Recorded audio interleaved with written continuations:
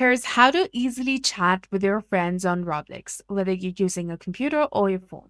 First, you need to go ahead and open your Roblox application or the website, log into your account, and then find your friends list.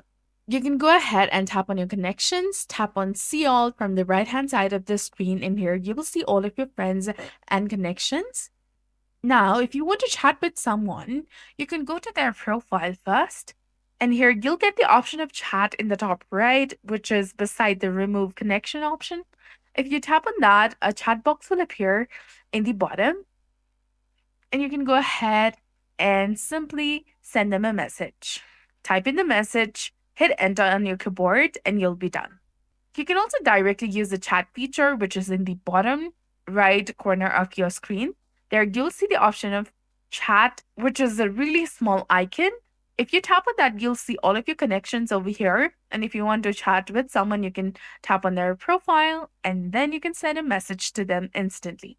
So that's it for this video. I hope you found this helpful. If you did, please like, share, and subscribe. Thanks for watching. We'll see you again in the next one.